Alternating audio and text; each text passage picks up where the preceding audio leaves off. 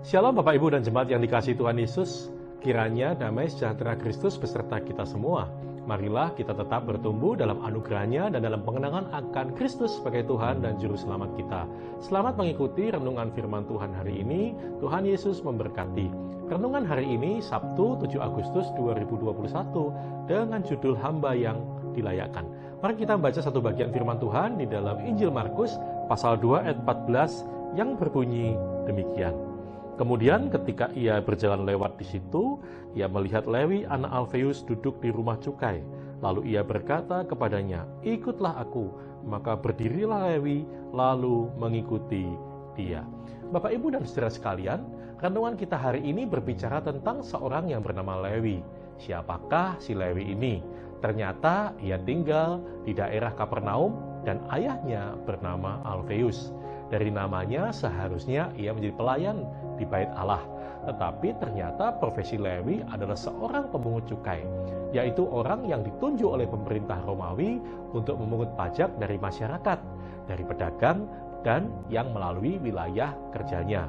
Lalu ia mengambil komisi dari pajak yang dipungutnya itu.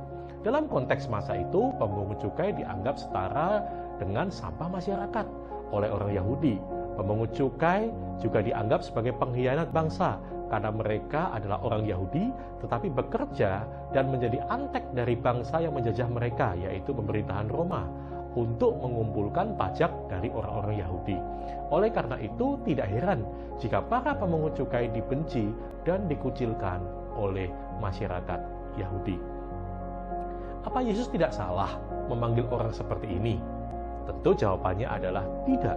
Yesus pasti tahu siapa Lewi ini. Namun hal itu tidak membuat Yesus berpikir ulang untuk memanggil Lewi dan berkata kepadanya, "Ikutlah aku." Bahkan ketika orang-orang Farisi menyindir sikap Yesus yang mau makan bersama dengan Lewi dan para pemungut cukai lainnya, Yesus menegaskan bahwa kedatangannya justru untuk mencari orang berdosa. Tuhan mau memilih dan memulihkan kehidupan Lewi. Memang sebelumnya ia adalah pemungut cukai yang dipandang hina dan dijauhi oleh orang sebangsanya. Tetapi setelah percaya kepada Yesus, ia dipakai Tuhan secara luar biasa. Ketika sekarang kita membaca Injil tentang Yesus Kristus, maka kita tidak bisa menafikan betapa besar peran seorang bernama Lewi ini. Setelah mengikut Tuhan Yesus, orang lebih mengenalnya dengan namanya yang lain, yaitu Matius. Dan dialah yang menulis Injil Matius. Injil yang salah satu tujuan utamanya adalah untuk membuktikan kepada bangsa Yahudi bahwa Yesus Kristus yang mereka salibkan itu sesungguhnya adalah Mesias yang dijanjikan Allah bagi mereka. Nah, Bapak, Ibu, dan saudara sekalian, kita mungkin punya masa lalu yang buruk yang membuat kita merasa tidak layak untuk mengikut Tuhan. Tetapi firman Tuhan hari ini mengingatkan, seburuk apapun masa lalu kita, ketika Tuhan memanggil kita untuk melayaninya, percayalah bahwa Ia sanggup menerima dan memulihkan kita jika kita mau diubah dan dipakai oleh-Nya. Amin.